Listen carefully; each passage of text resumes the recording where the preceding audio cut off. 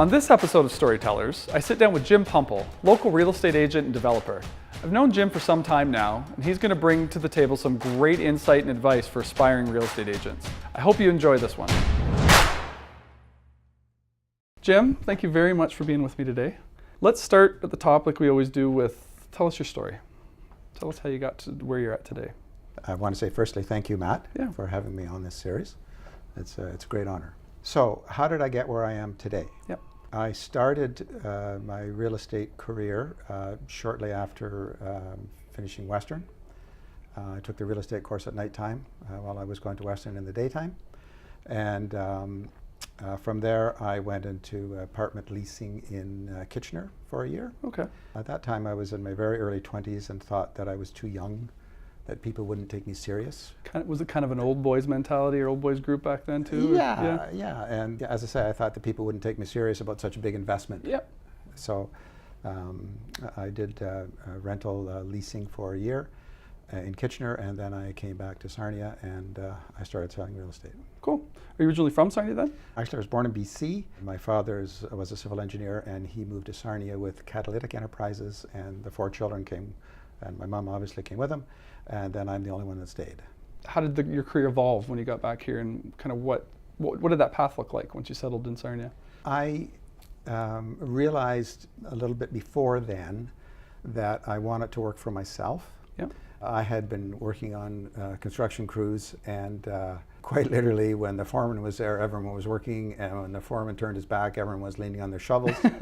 And I was working away, and I thought, we're paid all the same. Something ain't right here. Yeah, so I'm going to do a job where I get paid for what I do. That's right. So that's one of the things I really enjoy about real estate. So how old were you when you kind of got established as a real estate agent in the area? I was probably 23 or 24. Okay. What did the landscape look like back then? When I first got started in real estate, I was only in it for a little over a year or so, and then Petrosar was built. Okay. I don't know if you remember Petrosar. Yep. But that was a huge influx in our local economy. Literally thousands of jobs came here for the 3 or 4 years while the plant was being built. Yep. And the whole real estate world just raised up. Yep. And so it was a time of exuberant real estate buying, for sure. And then Petrosar wound down, and the whole real estate market then dropped. Okay. Shortly after that, Pierre Trudeau was in federal politics at the time. Yep. And through whatever mismanagement, we ended up with 18% interest rates. That literally killed a tremendous amount of business. And for me personally, I was heavily leveraged in real estate. And at that time, it forced me into bankruptcy. Okay. This would be mid to late 80s? Yeah, 82. Okay. 82. Yep. I decided that I loved the career, and I was just going to work my way through it and just work, and be the best I could be. Yeah, head down grinding. Exactly. Yeah. Exactly. Well, obviously, that would have been a tough time. Where did the motivation come from to kind of keep driving through that and keep, persevering? That's a good question, Matt. Yeah. I just very much wanted to be a success, and I don't think it was to prove to anybody else but myself that I could do this. Sure. As I say, I worked 7 days a week for several years. Yeah. Slowly got on my feet, and then started to invest in real estate again, actually. So we're talking early to mid 80s. Where did the tipping point happen again where you realized things are going to start working out, things are getting better? The whole economy slowly got better. Yeah. People were more involved and feel more confident to buy real estate. Sure. Working very hard, I established a good client base to help them get what was best for them. Cool. That's always been the way I've looked at it.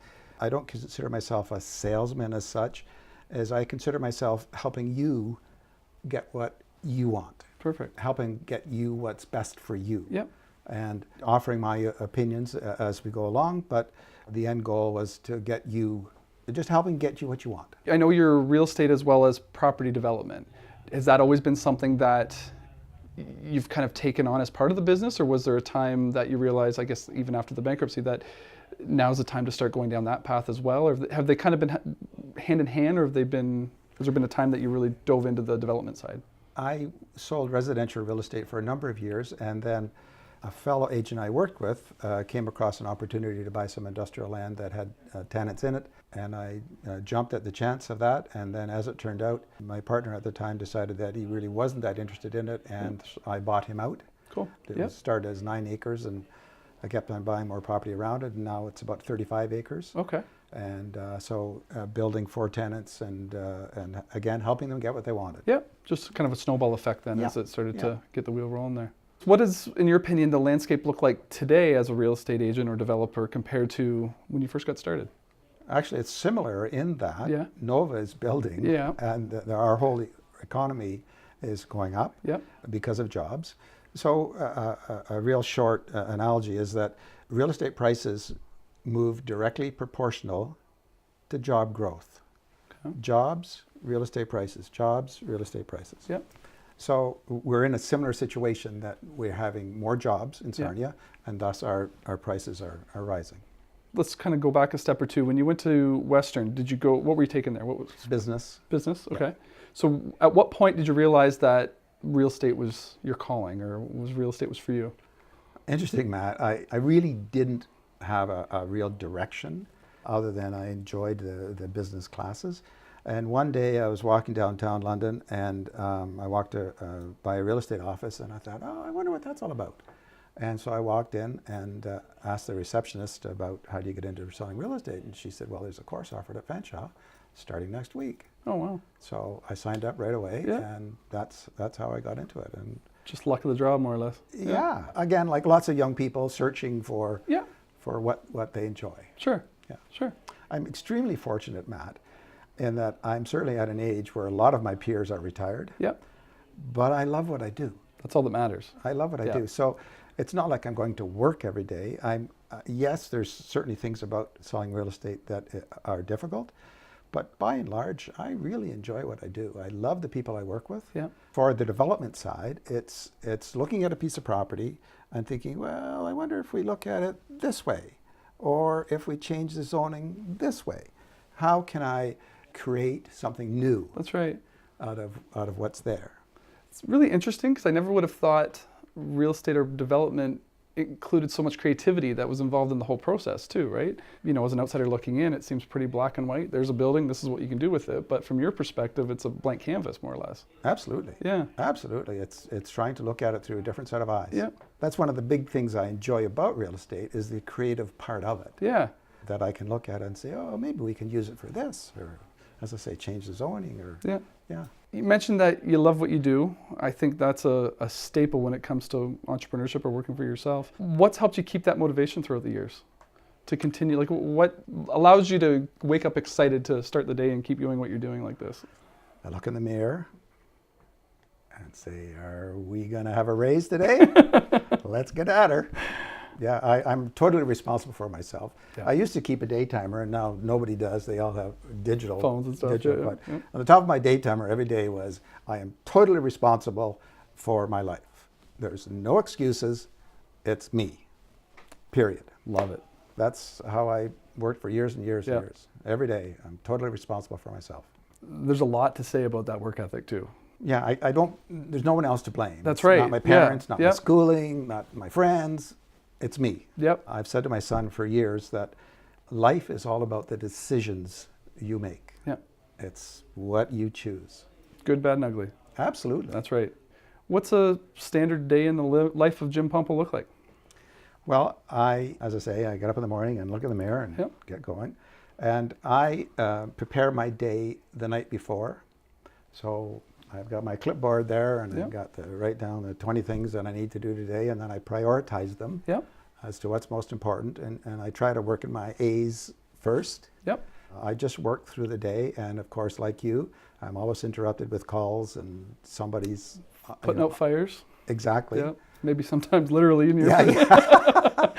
Yeah, there's always clients to call. Yep. And there's existing clients, and then there's new clients that there's a new property on the market, and I'm thinking, well, you know what? I bet that person would be able to use this. That's right. Yeah. Always so- that creative aspect of trying to figure out, Yeah. put the puzzle pieces together on it. Exactly. Yep. Yeah. What are some of the tricks you use to stay focused throughout the course of a day? You know, probably the best thing that keeps me focused, Matt, is is my list on my clipboard. Yeah. It's my memory, it's my to-do list, and if there's ever a time in the day that I think, oh, gee, what's next? It's right there. Yeah, that's right. It's right there. As I say, I try to make it the night before so that I'm ready for the day. Yep. You start the day off fresh and ready to rock and roll. And as far as tricks go, if someone was interested in getting into real estate, I think that the biggest thing that they have to be aware of is that it takes a lot of time and it's a lot of work. And if they're afraid of work, don't get into real estate. Truly, don't get into real estate. There you go. Especially residential real estate, because in residential real estate, you're working when your clients aren't. That's right. So that's Evenings, generally weekends, nights and weekends. Yeah. You're working. Yeah. And that's how I started. Absolutely. Yeah. So with everything you have going on, obviously you sound like you got a pretty busy day with the developments and everything else like that. What are some tricks you use to avoid burnout? And I guess, have you ever been encountered, I'm sure you have, the 7 days a week that you were putting in back in the day. Has there been any sort of, have you been affected by it, or has there been any sort of tricks or ways that you've been able to implement to avoid it?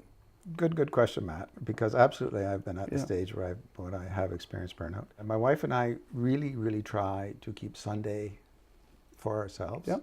Oftentimes a bit of Saturday, but generally we really try to focus on having a day together on Sunday, which lets us, regenerate our batteries and again prepare for the week. That helps tremendously. Yep.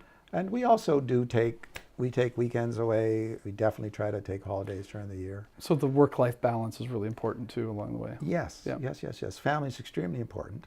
Do you think, as again, some advice for some of these new real estate agents starting out or thinking about getting into the industry, do you think it's possible to maintain that for the first few years? It's difficult, especially if you have young children. That, as you know, Matt, take a tremendous, they will vacuum up all of your energy. Yeah, that's right. Literally. And you need a tremendous amount of energy to sell real estate and work in this field. So with a young family, very difficult. You'd have to be extremely disciplined.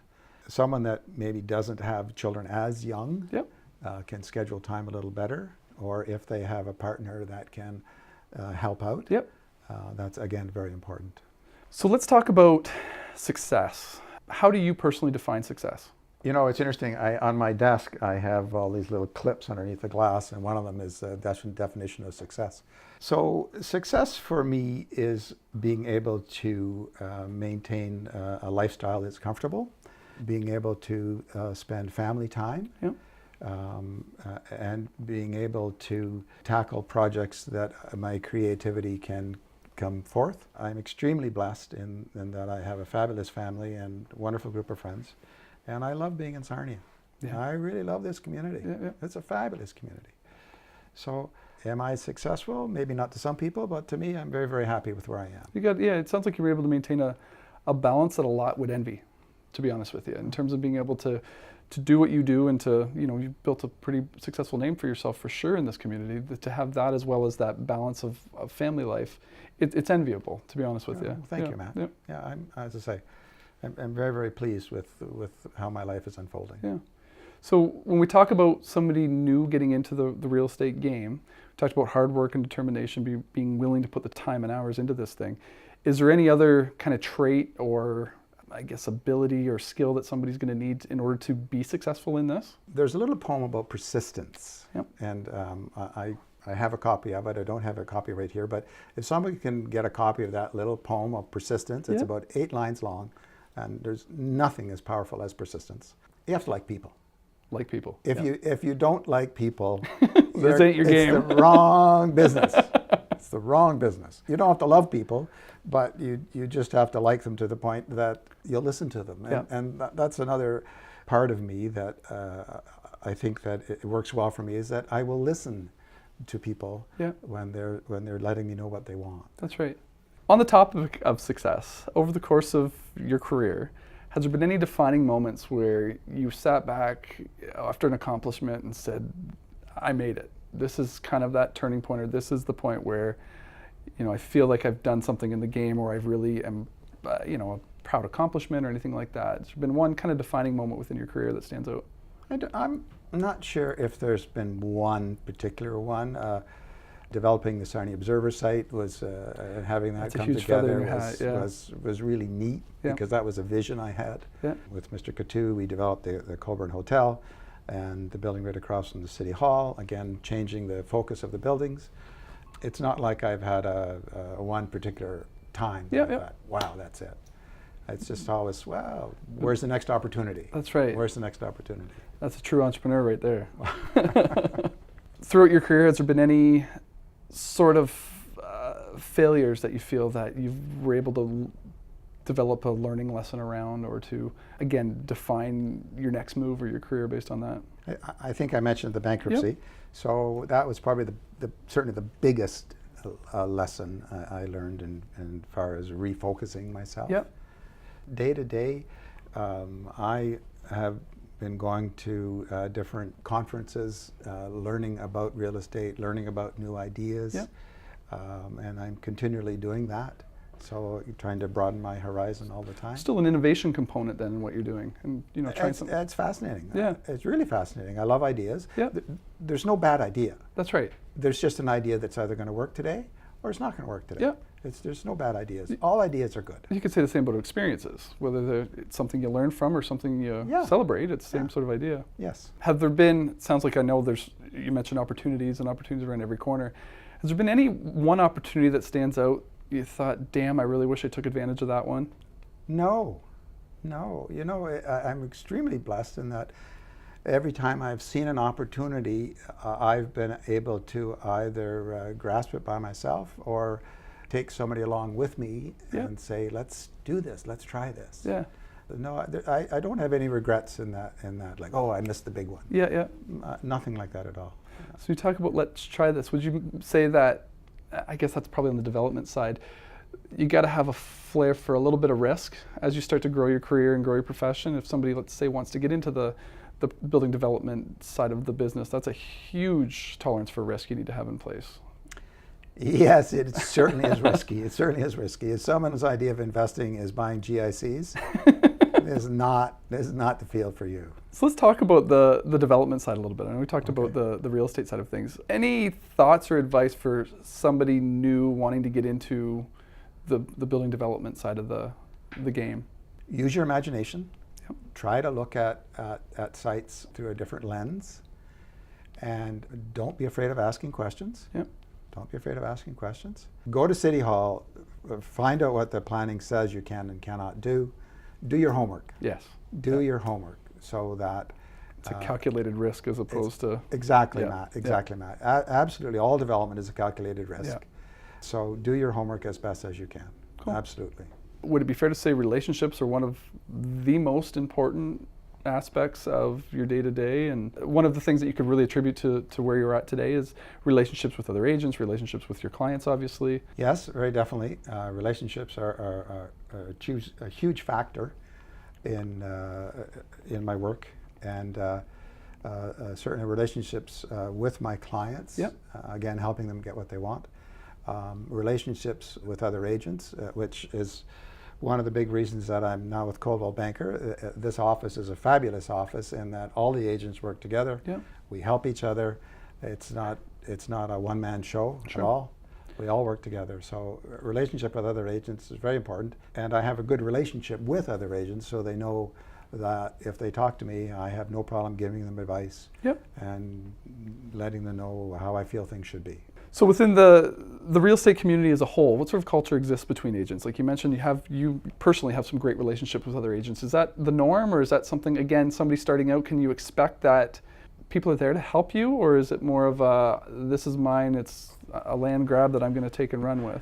Yeah, it's pretty individual, Yeah. Matt, and pretty distinct in different companies too. Okay. Some companies, the agents absolutely work by themselves. Oh yeah? And really don't talk to a lot of other agents. They've got an idea and they're going to hold on It's to a it, lone and wolf. it's my idea and Yeah. I'm going to do it. Yeah. Where I am right now, the agents work together a lot, help Yep. each other a lot.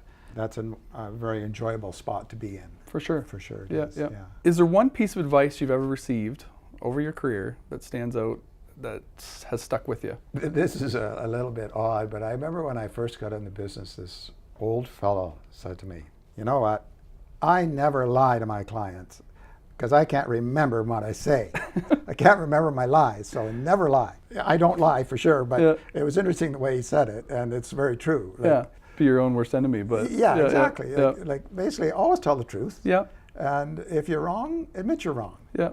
We might have hit on this already, but I'm going to ask it again. Is there some piece of advice you can give to these new real estate agents starting out that will help them achieve long-term success? I've seen several agents come into this business and devote their whole life to it, and all of a sudden they don't have a work-life balance, and all of a sudden everything falls apart. Everything falls apart. Yeah. So you absolutely have to take time for your family, absolutely. And when you're at work, work. Yeah. Work. Don't be afraid of asking questions. Yep. You are rewarded for what you do. I remember one of the courses I went to, the instructor said, I'm just like you. I eat what I kill on the street. So there's no regular compensation here. Yeah. You are paid for what you do. Yeah. People, that's a whole mind change. That's right. It's a mind change. You're not punching a clock. Yeah. I think there's a bit of a misconception out there where people think they can do this part-time or do this as a side hustle. I know I watch these stinking home shows with my wife all the time, and everybody's flipping a house or doing this or doing that. Is it possible to be successful and not devote your heart and soul and life to this industry? It's extremely difficult to do this part-time. Yeah. To be successful in this, you have to know the market. Yeah. So that when Joe Blow calls me up and says, hey, Jim, I was curious about this property. Well, you know what? I know that property because I've taken the time to see it, find the information about it. And then he says, what about this other property? I know that property too. So you have to do the homework. You have to be an expert. Yeah. You have to do the homework. You have to know the product. And if you don't, you're doing a disservice to the clients you're talking to. Just wasting everybody's time. Yeah. Yeah, you really are, because you may be leading them down a road that they don't really want to go down. Yeah. If you had to do this all over again, flash back to, I'm not going to guess what year you were in university, and you didn't walk by that real estate office, can you imagine yourself doing anything different? No, I can't, Matt. I have all my fingers because I don't use power tools. Okay? I've said that several times. And the tradespeople I talk to when I tell them that, they just laugh at me. But it's true. I'm not a carpenter or pipe fitter or whatever. Working with people definitely is what I would do. Yep. I'm just extremely blessed that I found real estate. I really am. Has there ever been, it doesn't sound like there has been, but has there ever been a time over the years where you've thought about saying, screw it, I'm done, I'm going to go do whatever, be a lawyer, be a something else? Do you know, it's funny, I forgot all about this, but I was selling real estate for about 7 or 8 years, and a friend of mine asked me if I wanted to get into the hotel business. Oh yeah. Again, new opportunity. Yeah. And I thought, wow, you know what? I'm gonna try that. So I put my license on hold, and I went up to Sault Ste. Marie, to an old CN hotel up there. And I wasn't up there 2 weeks when I thought, I don't belong here. This is not for me. Packed my bags and bang, right back into it. Good learning about the opportunity, but it was not for me at all. I had a similar experience when I was between college and what I'm doing now. I went to work for a hydro company as a linesman. Oh, really? It was the worst experience ever. Up in Niagara Falls, living in hotels, eating at restaurants. I lasted 1 week. And the only reason I lasted a week is because I had to wait for a ride home with them. So and I immediately thought there's got to be a better way than this to make a living. So. You know, everyone's different, and we all hopefully find out, you know, a career that suits us. That's right. And we enjoy. Yeah, that's half the battle. If you love what you do, it's not work, right? So. I'm extremely blessed in that I love what I do. Yeah, I really am. Where do you see yourself in 5 or 10 years from now? In 5 years, I sincerely hope that I'm not working as hard as I am. I hope that I'm taking more time off. Are you capable of not working as hard as you are, though? Yeah, I know what you're saying. I know what you're saying. And my wife's asked me that, too. My accountant said, you're a junkie for real estate. She did. You're a deal junkie. I envision that my wife and I will take longer holidays. I don't intend at all to give up my real estate license. I have too many great clients. When I'm here, I can help. And when I'm not here, I'm just an email away. Yeah. Just more time off, basically. Yeah. Yeah. Final question before we get into the rapid fire, and I know we beat on this quite a bit, but the one thing you could tell that newbie real estate agent that's struggling, that's, you know, trying to find that passion to keep going or the reason to keep going, that may be watching this video, what's that one piece of advice you think will really hit home with them? don't give up. If you like people and you like working for yourself and enjoy real estate, don't give up. Ask for help. Yep. There's other mature agents in your office, wherever you are. Ask for help, and maybe even ask one of them to be your mentor. Yep. But if you like it, don't give up. So we always end these segments with a set of rapid fire questions, the same for everybody. Just first thing that comes to mind as we roll through them. Are you a morning person or a night hawk? Night. Do you prefer reading the news on your device, your phone, or the actual physical paper? My iPad. Favorite social media platform? I'm not on social media. None? No Facebook surfing at night? No? Wow. Country living or city life? City. What's one thing that's on your bucket list? You know, I really don't have a bucket list. There's, I guess, different spots in the world I'd like to travel to, but not even something that I have Stands to be out. there. Yeah. No. I don't have a bucket list now. There you go. Biggest pet peeve? People that are lazy. Me too. Sorry. 100%. People that are lazy. Favorite food? Pie. I love pie. Dogs or cats? Dogs. Clean desk or messy desk? As you can see, it's messy. This is a new one we've added. What song do you want played at your funeral? That's thanks to Tara Duff, actually, that gave us that idea. Song for my funeral. I don't have one now. Like, I love lots of music. Nobody wants to think about it, but Yeah, I love lots of music. I love basically your legacy song. yeah, I love dancing. I don't have one now. No, that's Sorry. all right. That's all right. I got to think about that. Yeah. So Tara had a song that she'd like to play at her So that was right. He'd add to the list. It wasn't on her Oh. list, and then we took that after. You know, I just went to a funeral for my father-in-law, fabulous man. And the song he played when the service was over, when people were leaving, Yeah. was the song of The Great Escape. Oh, okay. Yeah, the movie The Great Escape, the soundtrack, Yeah. The Great Escape That's great. was the song as people were leaving the church. Yeah, cool. Well, thank you very much, Jim. Matt, pleasure. It's been a pleasure. I enjoyed it.